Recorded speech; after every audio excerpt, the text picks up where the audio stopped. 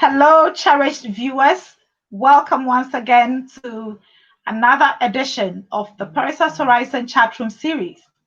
I am Patricia D. Mensah-Larkai, a communication and leadership coach. I'm the founder of Perissos Horizon and a two-time self-published author. My books are entitled Fearless, Fabulous, and Flamboyant, a book dedicated to shape your leadership development, help you identify your core values, your purpose in life, and to stay focused on achieving those big dreams, because together we can keep scaling higher heights. The second book is entitled Untangling That Tongue, No More Fear of Public Speaking. As the title rightly states, in this book you would find over 10 years experience that I've gathered as a Toastmaster, in every chapter giving you tools, tips, and techniques that you can use to improve and sharpen your own communication skills. Today, we are going to have a lovely lady, a multi-talented lady, joining us all the way from Nigeria, and we would be having a discussion on the topic mentoring for new leaders. She is Chinonye Yukay Ngwobia, and I will give a little background about her before I invite her to tell us more. Chinonye is a performance and mentoring consultant with Caris Advisory, where she provides training interventions for organizations who want to optimize their employee performance and increase the organization's profitability. She consults on soft skills, mindset mastery, and setting up of mentoring programs for startup firms in Nigeria. And in our current state, I believe we're a global village, and so wherever you are in the world, you can reach out to her and she would find the right mentoring program for you. She is also the founder of the Pan-African Professional Summit, as well as the Mentor Africa program. Chinonye, you are such a multifaceted lady. I would come over to you to tell us more about yourself.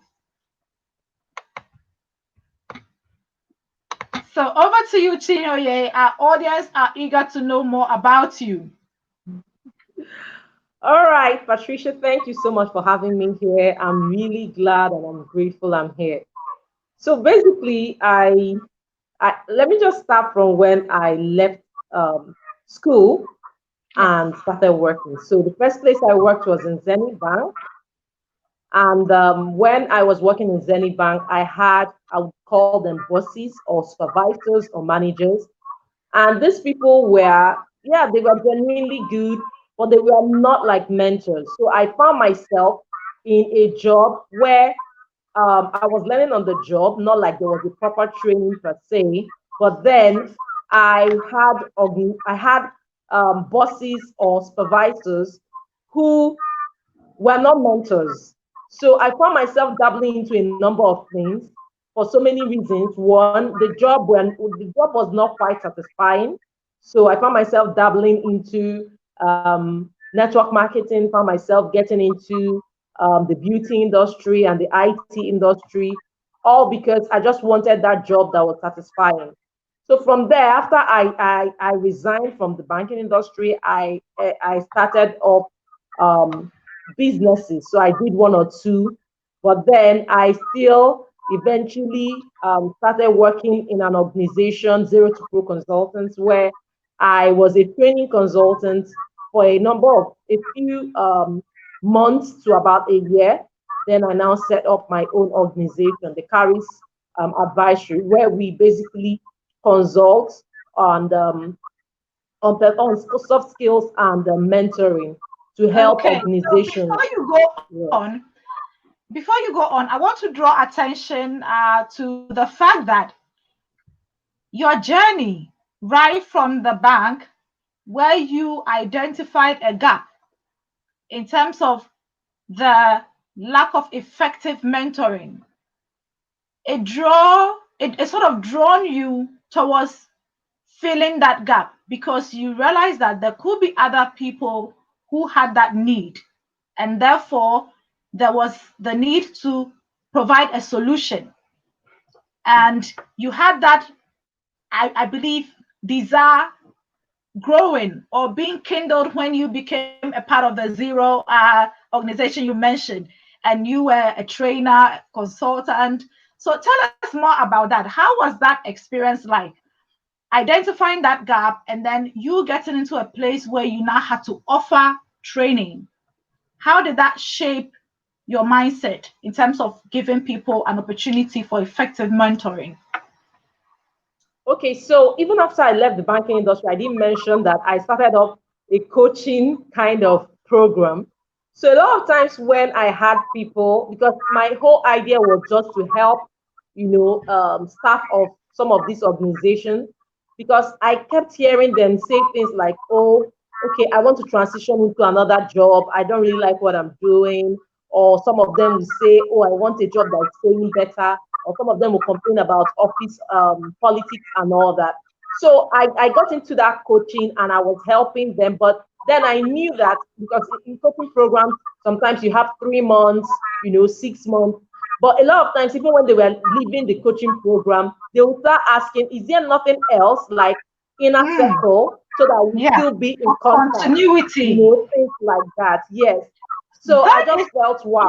that is one thing a lot of people miss, because the fact that we say going in for coaching is not sort of something you lean on for as a lifelong thing, and we know mentoring gives you much more. You get the opportunity for longer relationship and interactions with your mentor, and you get to learn a lot that shortens your learning curve. And most people fail to identify the importance of continuity in one shape or form. So I love that you brought that idea up in terms of when coaching is finished or completed, what other program is available for you to have that continuity. So you can continue with that point. Okay, so that was when I started thinking, wow, so there's actually something more. And a lot of times I felt bad that they were leaving. So I wanted, to help more. So the whole thing was just, how can I help someone achieve something more. And again, I noticed that there were some places where I couldn't also offer help. I couldn't offer help to them because these are people who probably want to get into areas where I don't know so much about. So I found out that, okay, so if they have mentors because a mentor is actually an expert in the area where the person is. So if they can actually have that mentor, they would actually, scale more and be more successful. So I started thinking about that. So I thought of that was when Pan African Professional Summit started, because all these complaints I was hearing from professionals, it was just a way of addressing it. So we That's had right. this set up, and we had professionals coming, people who are actually experts, mentors in these areas. So they would just talk to them, tell them, okay, these and these are the things you should be looking at. But then there was still this gap because it wasn't like a structured program, it was just a summit. Mm-hmm. So it So it wasn't was more structured. like an So yes, annual event, or like yes, just an ad hoc gathering. yes. So the program now started off. So all these things it kept leading into other things. So the Mentor Africa program now started because what the program basically addresses is some of these things, but then it's a bit more structured because people now find or have mentors that they can actually always go to, not all the time anyway, but Of it's course. structured in a way that it's structured in a way that from time to time they have meetings, Yes. and they can talk about it. So it gives So it's just something that, more yes, consistency, and it gives more yes, consistency and sort of opens them up to a pool of mentors that have expertise in different areas. And yes. it is, I mean, one of the things that got me thinking, look, I need to have Chinonye coming into the chat room is how we sort of sync on a whole lot of different levels. Because in my book Fearless, Fabulous, and Flamboyant, I highlight on the fact that once you get into a mentoring program and you have a mentor, there is an opportunity for you to sort of hit a certain benchmark or a horizon, and you need to be let go to go into another higher horizon. And it could be the case where you need to be passed on to another expert, because how you are developing your unique potentials sort of opens up a door for you to identify a niche. Would you Yeah. would you agree with that? Yes, it does. It does open the door, because one thing about mentoring is it helps with clarity. So it helps you. Okay, assuming while I was at the bank and someone had told me, instead of all these certifications you are trying to gain, why don't you gain a certification that is aligned to what you're doing now, so that you can come out an expert in this particular field? I probably would have looked in that direction. Hmm. But then I didn't have any sort of that kind of conversation with anybody, because one thing is, with professional organizations, a lot of times they don't train people for leadership. Hmm. They just announce them as leaders. They just say this person has been promoted to this level. I So the person, in I as much love as the that, person, and so in I as much want as you the to person is dig happy, deeper. I want you to dig deeper on yeah, that aspect, okay, because so especially with our topic on mentorship for new leaders, it is important that those who are watching us and are managers, or they are part of the strategic managers of the various organizations, they pay particular attention into not just having people move into positions, but it becomes a case where they grow into the position. So there is some sort of intentionality behind who gets to scale to that next level through preparation, through support. And I believe that is what your mentoring program is actually targeting. yeah, you're right. You're very right. So, from what I was saying, so you find these managers who are very excited. Yes, I've been promoted. So, but what next? Like, what Mhm. next? What should I be doing next? You know. So it comes in with the confusion, and sometimes it even comes with frustration. So you're telling people do this, do that, and they are not following, because you don't even know, how to communicate with them, and how to even listen to them, or things like that. And these are things that would have developed them if you had a mentoring program, or if you had a mentor for them. You understand? So you don't, these managers, they don't have that. So what they display is exactly what they saw other leaders pass on to them. Mhm. So there's nothing like, okay, I need to listen to my team, or things like that.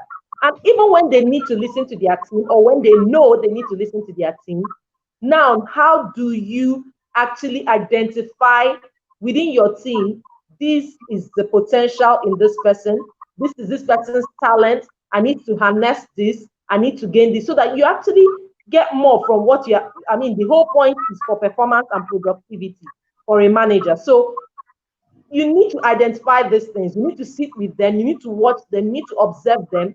And these are the Mhm. things that mentoring, leadership succession mentoring can Mhm. actually help you with.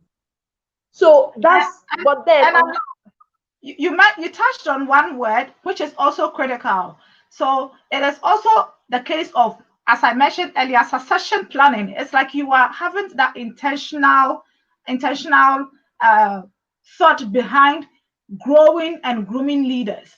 So how does succession planning and mentoring work hand in hand? If you could just touch a bit on that, so that people would appreciate what the succession planning is, and how mentorship, or an effective mentorship program for an organization or a firm, can support an effective succession planning as far as leadership so is then concerned.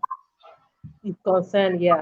So the difference a lot of times between organizations that are doing well, that are thriving, and they are still succeeding, and they keep doing well, and some people just look at these organizations and they're like, what exactly are they doing?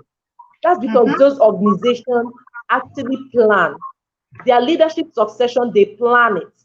They watch out for the high potential within the organization, and they have something, what they call sometimes mentoring program, or they just have this new crop of potentials that they want to harness, right?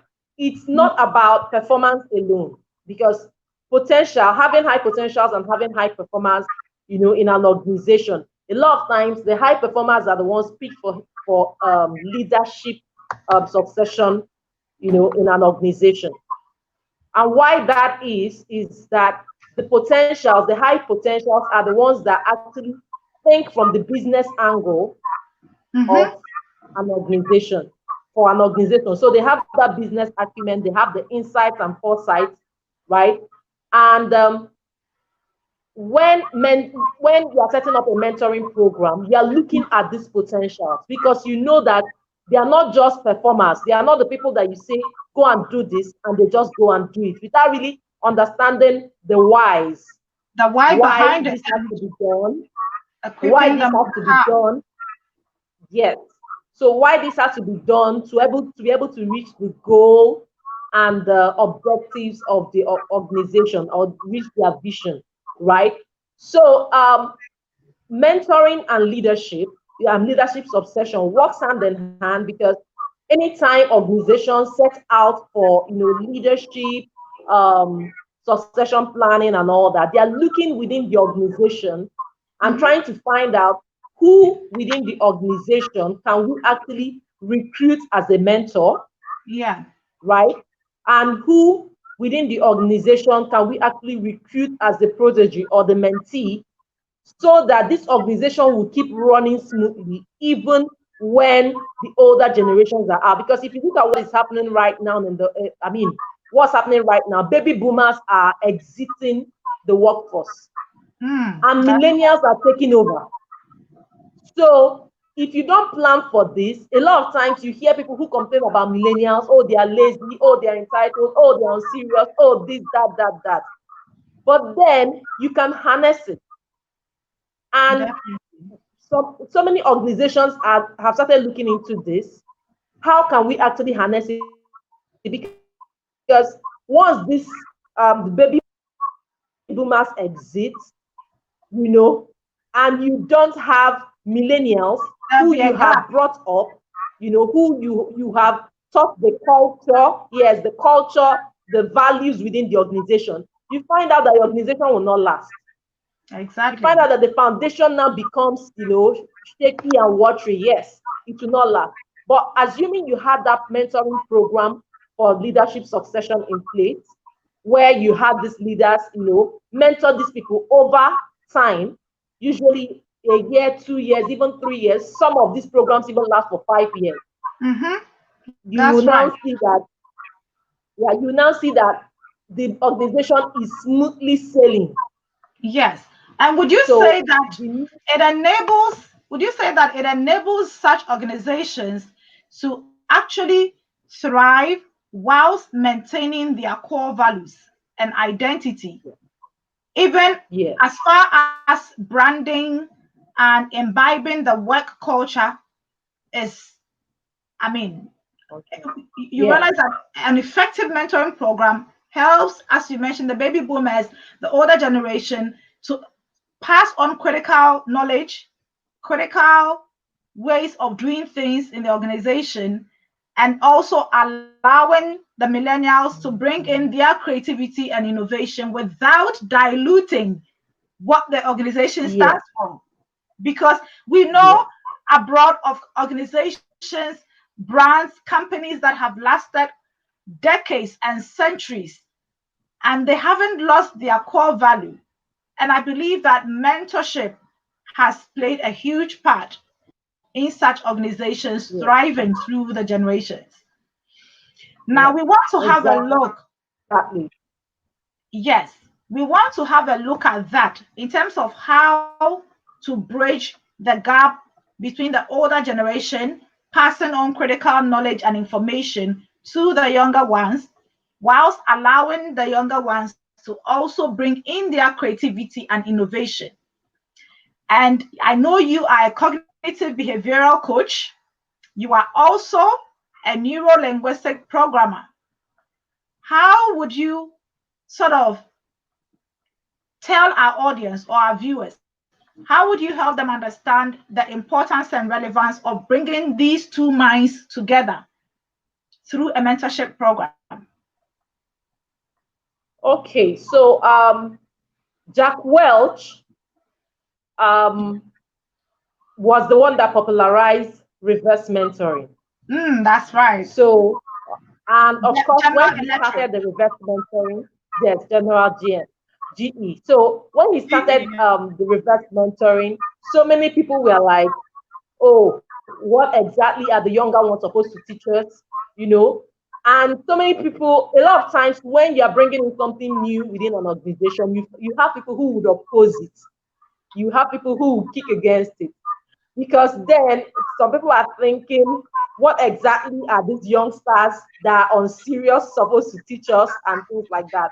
But now they are beginning to see a lot that these people, because these are, you know, digital nomads, people who go into a lot of things that have to do with the trending stuff and all that. I mean, when Facebook started, people were even wondering what exactly, how would this Facebook even help people, help businesses?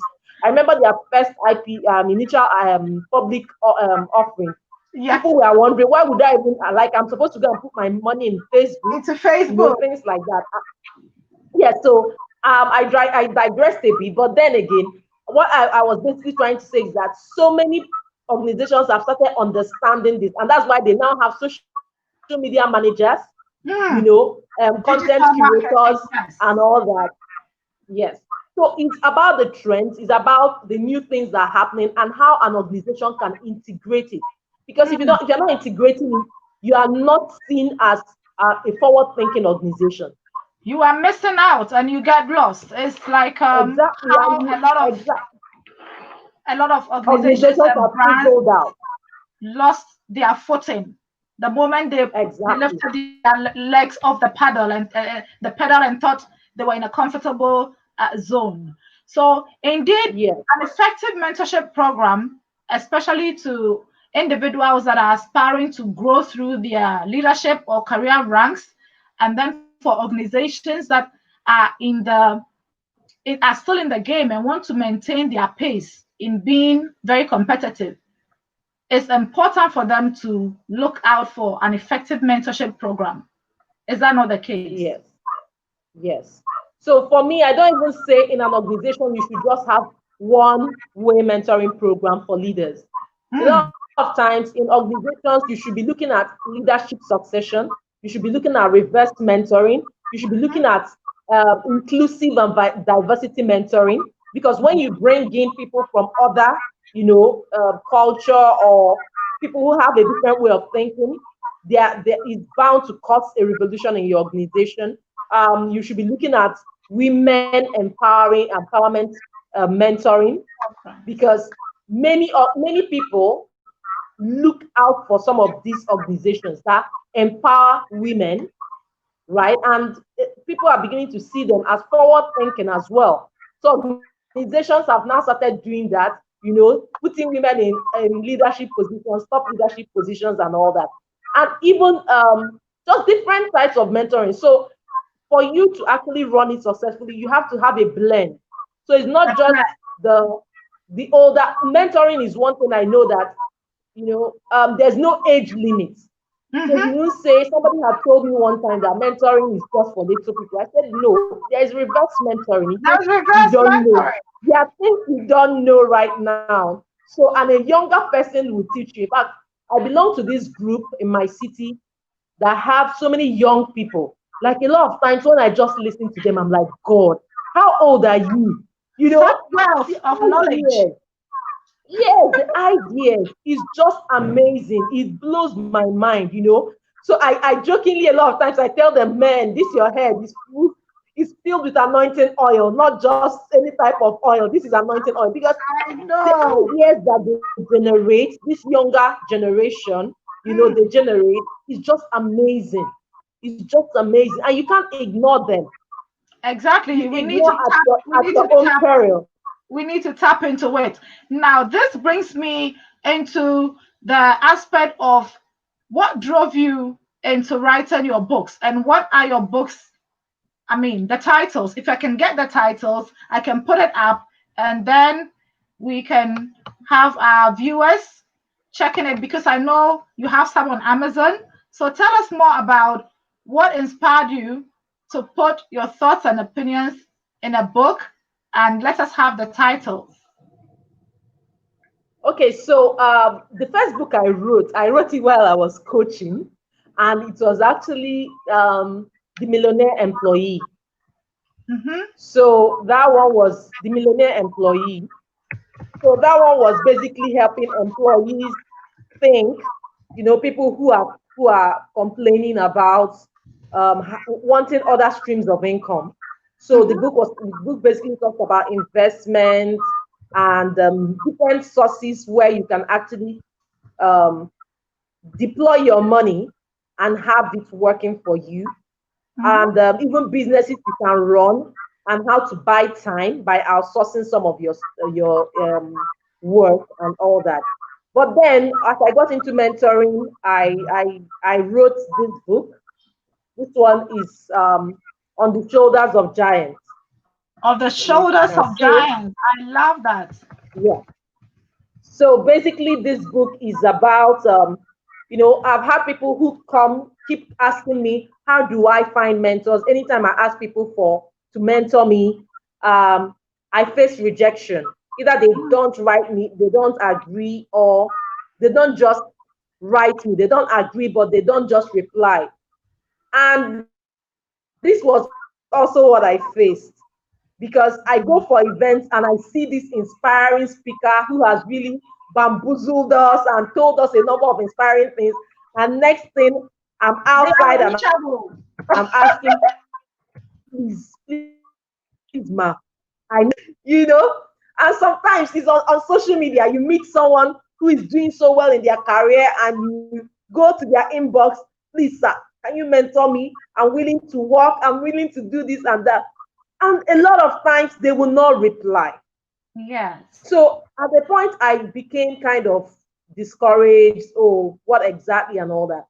Until one time I just told myself, that maybe I'm doing this thing wrong. The first book, just to get the title of the first book, and then I'll put that up as well. Okay, it's On the Shoulders of Giants. Sorry. On the Shoulders of Giants. And then the other one was? Yes. So the first one I talked about was The Millionaire Employee. The Millionaire Employee. Yes. Guiding people into having multiple streams of income. Yes. All right. And then I know you have a third book, so I will just let this one scroll so our audience can pick that up and let you talk about the On the Shoulders of Giants. Yes.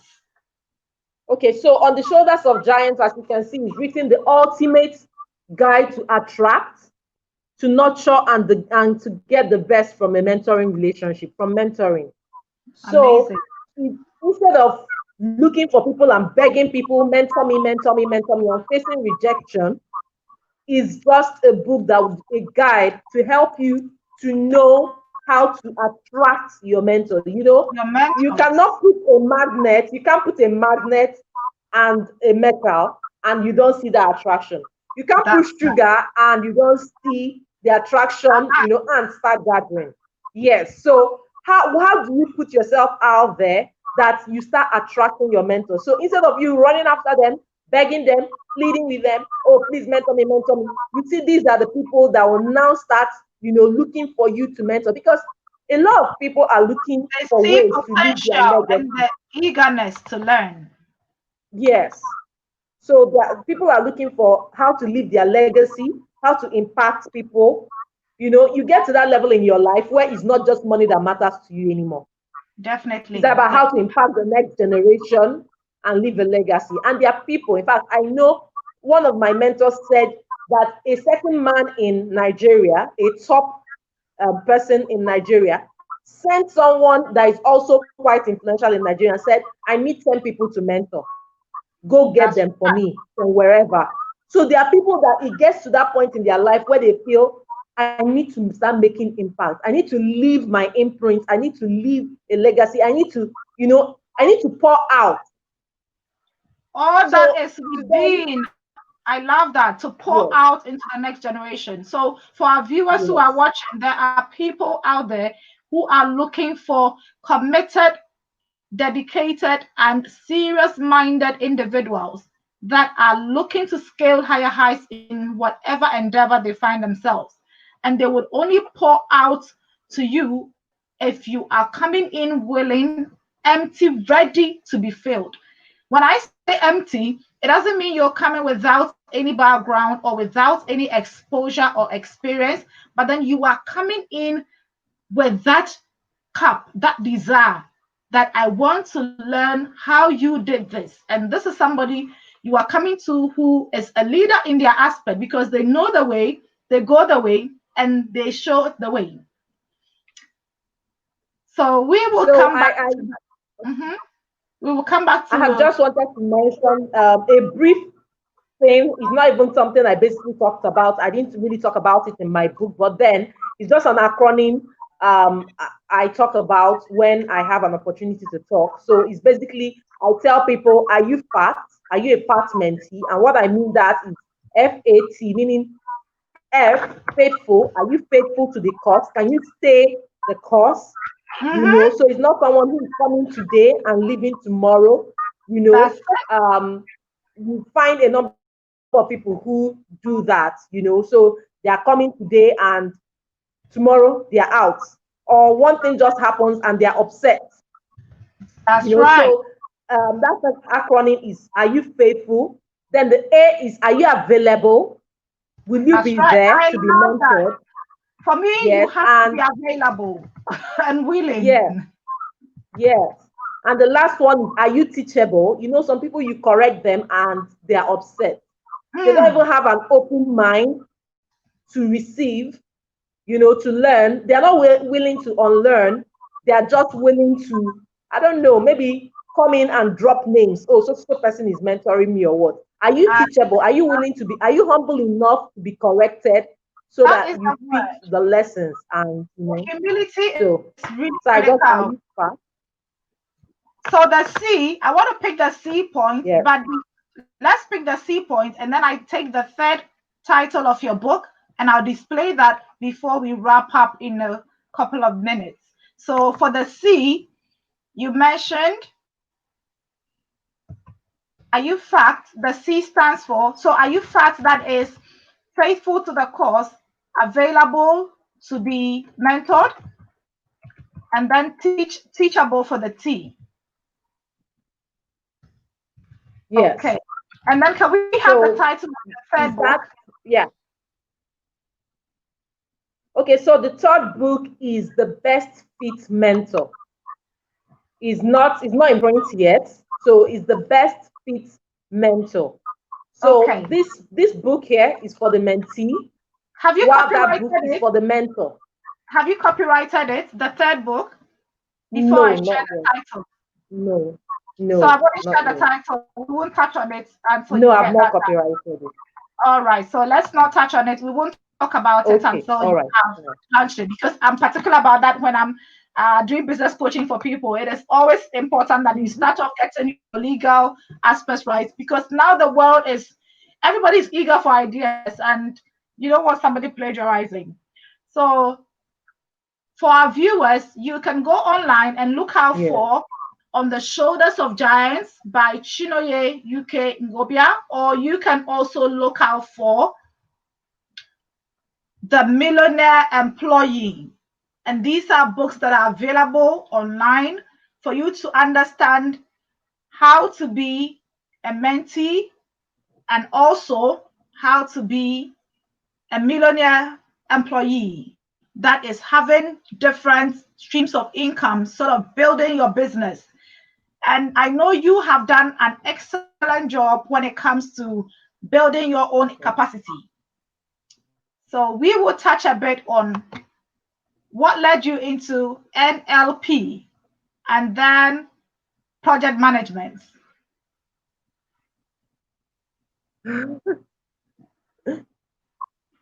Okay.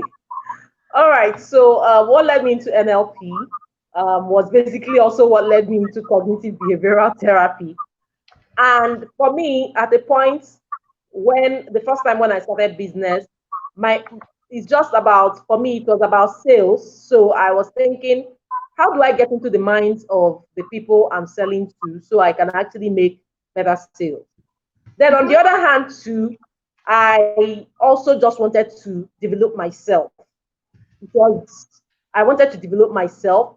I wanted to have a better and improved. I wanted to unlearn a lot of things that I wasn't comfortable with growing up. I had when I was in school, in fact, from primary school, I found out through self-awareness that there are so many things that are limiting beliefs that I had, Mm-hmm. right? Even as a Christian, I found some of those things, at the point I found out that I couldn't trust a certain type of people. So once you come to me and I just see you, you don't even need to tell me where you are from, just because someone who had caused me pain has a bit of your resemblance, Mm. I just kind of blank out. The And halo this effect. happened when I was You in get the halo in my effect. primary one. And one would look at it and say, yes. So one would look at it and say, oh, it's nothing. But then there was this friend of mine that was quite close to me and I trusted her. So one day she ran into the class and she was like, oh, that the daddy just came back and bought chocolate. So I was like, oh, please, you know how children are. I was in primary one, for goodness sake. So I was like, oh, please give me, I want some. So she said, no, she wasn't going to give me. I said, please give me. I was really pleading for it because I could see the chocolate brown marks on her hand. And she was just, doing like, so delicious and so sweet and all that. So I said, Yeah. I was just pleading for her. She said, no, she wasn't going to give me. She turned to another of my friends and said, can I give you? And my friend was like, sure. Oh, she wants. So she now took her to one side and now turned and said, open your mouth. Ah, she talked to her, and my friend also said, oh, thank you so much. She now told me, you too, you want? I said, yes. She said, you have to close your eyes to take it. And I closed my mouth, my eyes, and opened my mouth. And the next thing, she put it in my mouth. And by the time I closed my mouth, believe me, it was mud, like dirty mud from the Yes. dirtiest part of school. Like, Wow. so, oh my What God. did that experience do to you? I just couldn't believe it. I kept spitting that day. I kept drinking water. I tried throwing up. So I tried throwing up. And oh my God, to think of even where she got the mud from, she told me where the mud was from. And we hated that area of school so much, you know. Ah, God, So it was what was just she so trying bad. to achieve? What was she So trying to after achieve? then, I just noticed slowly, because I don't know. Maybe she just thought it was fun deceiving me or something like that. But they say that there's always an ABC, to something that forms a limiting belief in your life. There's an Mm. activating event. That was an activating event for me. Yeah. And the second one is, the belief. So the B is the That's right. belief. So it made me to believe that people were deceptive, people were not true, and that now formed, the consequence I had in my life, not trusting people.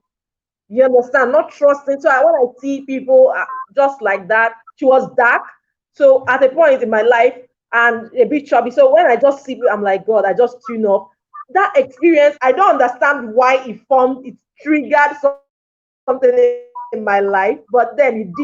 It So did. it And took through me a cognitive, while, so it through was even after your cognitive, NLP, the yes, last so through your class in cognitive NLP behavior. that the man, So the, is that something that so it was reflects through the cognitive behavior?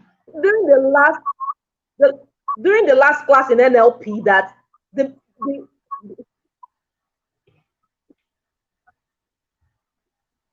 Yeah, okay, but then, okay, so it was during the last class in NLP that the man touched on some of these things, and I went digging into some of these things and started discovering so many things, that has to do with self-awareness, understanding where this thing, started from. But then Wow. again, the cognitive behavioral therapy was more like, I saw it a bit like NLP as well, so I became interested. So why Mm, do people act the way they do? What forms their belief? How did it all start? And how can these people be helped? How can they be helped? How can their thinking process, be helped? How can you help them to think differently? Because every thought that we have forms a form of belief, and you start getting a form of feeling, about it and all that. And before you know it, it's a belief for you.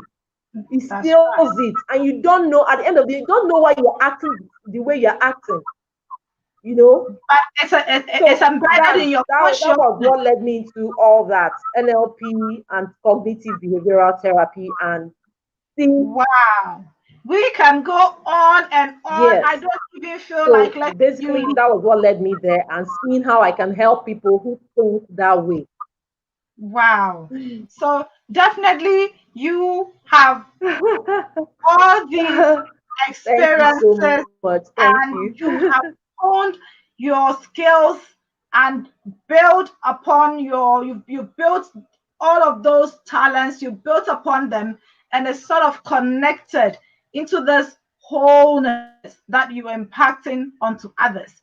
No wonder you are so focused on having that new paradigm where leaders are intentionally being churned to come in, continue with both the old and the new, and have a blend of what works effectively, whether in the society, the community, or the world at large. And as I said earlier, I am part of Toastmasters, which has been my decades experience sharpening and honing my skills in communication and leadership. And so I can really relate to what you have just stated. Our fellow viewers out there, if you have enjoyed this program, we are looking forward to you sharing this link to impact another life. Mentorship of new leaders, especially on our continent, is so vital on the African continent where we come from. And we are looking for an opportunity to sharpen the skills of more people. This is where we will draw the curtain on today's edition of the Perissos Horizon Chatroom series. I have been talking to our guest, Chinonye Yukay Ngwobia, and I'm sure we would have her back in our studio to shed more light on all the other aspects that she has discussed today. Would you grace our request? I know we have a little bit of internet connection, so it takes a while for you to hear me. But I know definitely we will have another opportunity to host you in our studios. Thank you so much, and I look forward to hearing from you once again. Viewers, this is where we'll bring it to an end. Let's continue to seek mentoring. As our guest for today stated, it's important that you ask yourself, are you fat? If you are looking for a mentor, are you fact? And the F is standing for, are you faithful to the cause? Whatever it is that you believe you want to achieve in life, for which reason you want someone to spend their time and resources to pour into you, are you faithful to the cause? And the A is to challenge ourselves that are we, let me put it up so our viewers can actually recall. Are you, yes, you ask yourself, are you faithful to the cause? Are you available to be mentored? A lot of us are eager to go through mentoring programs, but we do not make ourselves available.